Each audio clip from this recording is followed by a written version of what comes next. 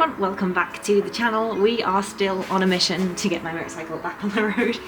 We're getting there slowly but surely. It's taking a little bit of effort, but I'm really confident that tomorrow morning I will be on the road going into Wales. So I was originally planning on going up to Scotland, but this has taken a few days longer than I anticipated, and also the weather is really bad.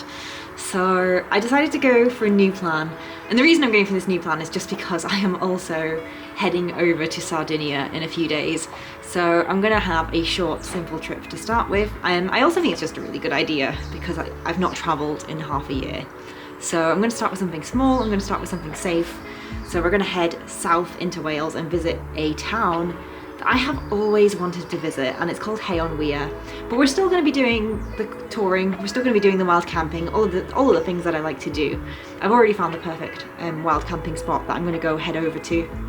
But yeah, so exciting. Now the next step on today is basically to get the luggage on.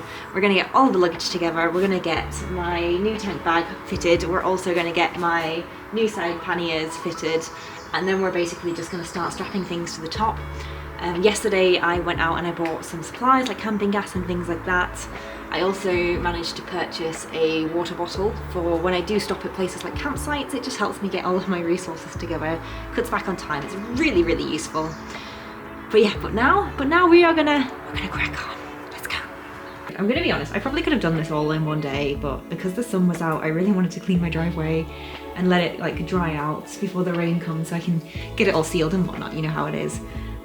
So I have been prioritizing the house over the bike, but I'm back in the garage for another day, and the final pieces that I need to get my bike on the road have finally arrived. So I am gonna blast through the rest of this stuff and get it basically, hopefully, touch wood, on the road tomorrow. Now the first thing that I'm gonna be doing is duct taping all the cables that are a little bit questionable, shall we say, so the heated grips.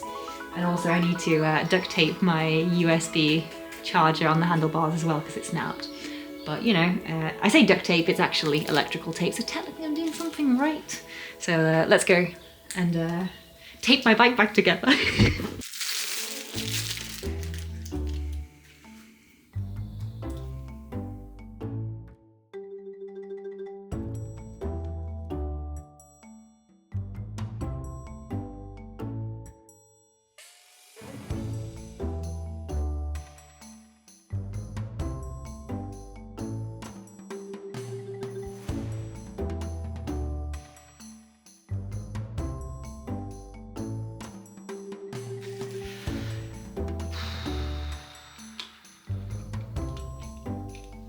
Basically what I've done is I have cable tied around the top, and then I have used 2 or 3 cable ties to basically affix it to the bike, because as you can see the clasp is fully broken here.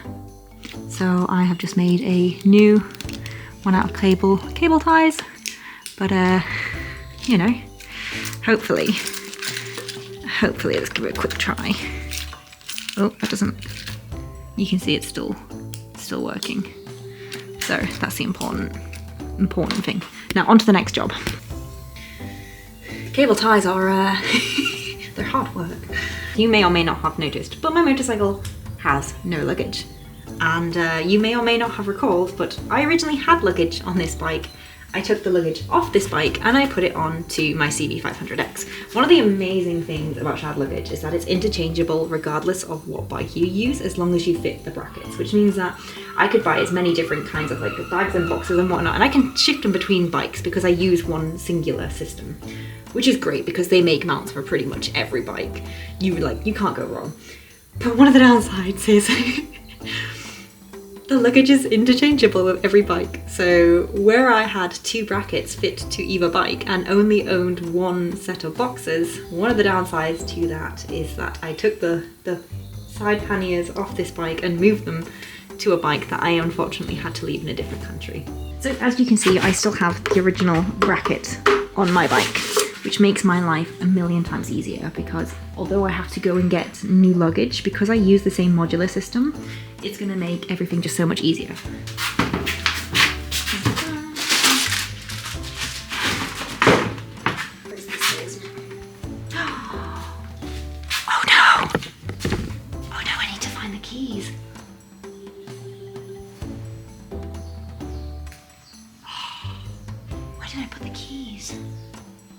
Okay, be right back.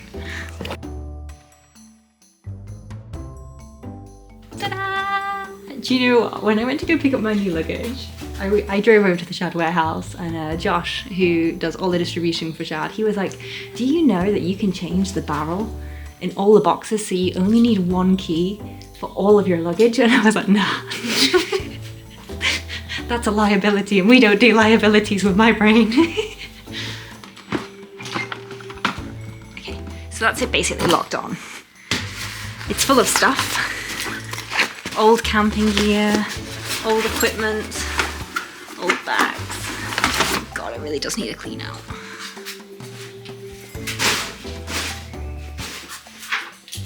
I'm just gonna hang these on here so I don't lose them. Now, the next step is, this is currently white, we are taking that off and we are replacing it with a black one. So I have to try and remember how to do that.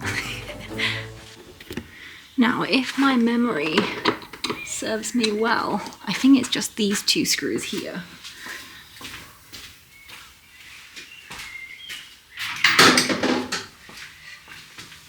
Let's see what size we need.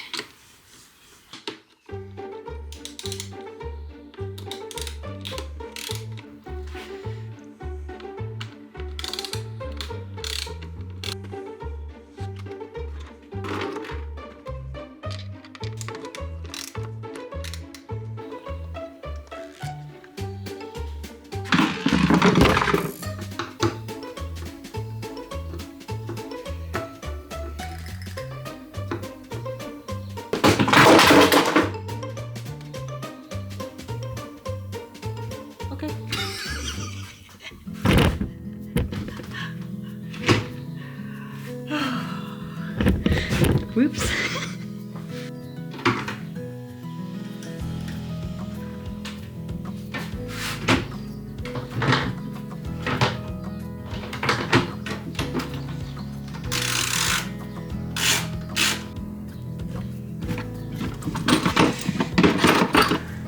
Look at that. It does not even look like the same luggage, does it? It looks brand new. It needs a bit of a wash, but other than that,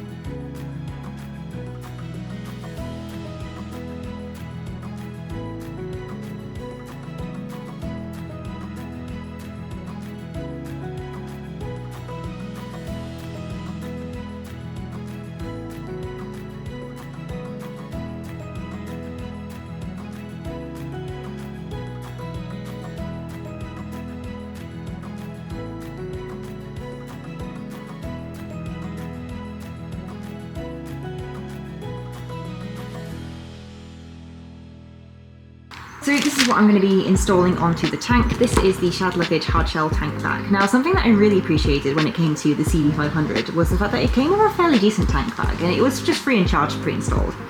Now, having a tank bag isn't really something I ever really thought about, and obviously I've had the magnetic Honda one on my CB500X, and it was just so useful. Like, it was so useful when I was traveling for charging gadgets off the USB ports, and basically it let me keep absolutely everything fully charged all the time.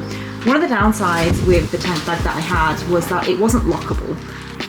So this is the tank bag. As you can see, we have a pin locking system and also a key locking system. The key locking system is to keep it on the tank, so if I want to disconnect it, pop the keys in, undo it and take it off. Now on the side we have this locking system as well, which is for undoing the zips, which is absolutely fantastic because I don't know if you know me, but long story short, I have the memory of a sieve. I lose keys all the time. So this is gonna do me a world of good, not having to remember where I put my keys. So as we're opening it up, here we have a tank cover bag. Again, with me using this unit to charge electronics, having something like this to go over the top to make sure it does stay waterproof is gonna make so much use to protecting and just increasing the longevity of my devices. We also have the keys for taking it on and off the bike. and we also have the fitting unit. So we're going to go ahead and get those sorted out.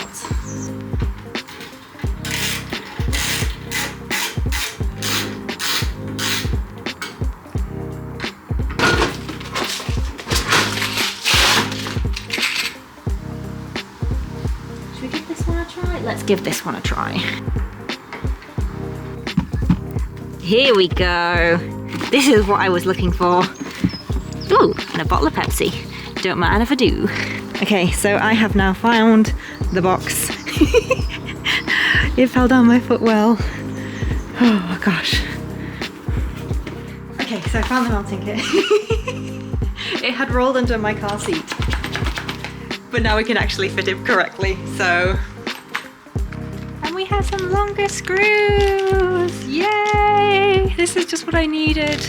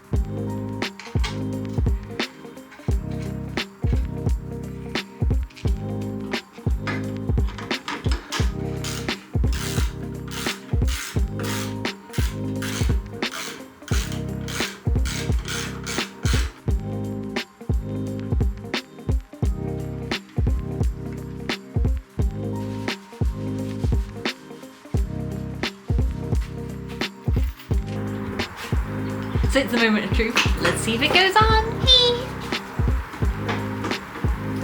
So that's it unlocked.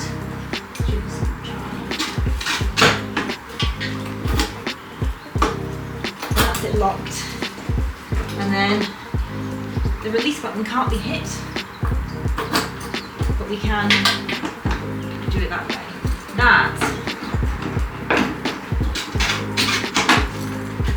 is probably one of the easiest DIY things I've done on the bike so far.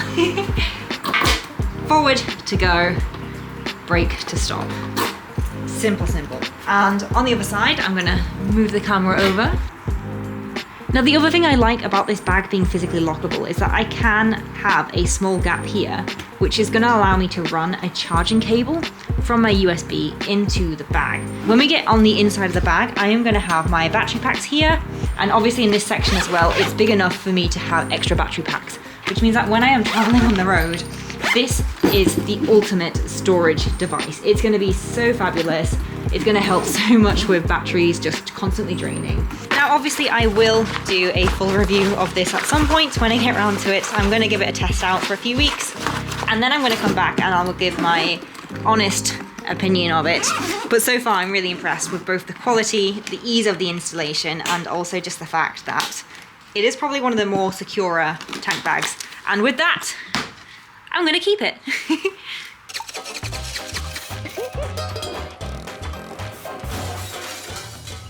This one was completely my fault.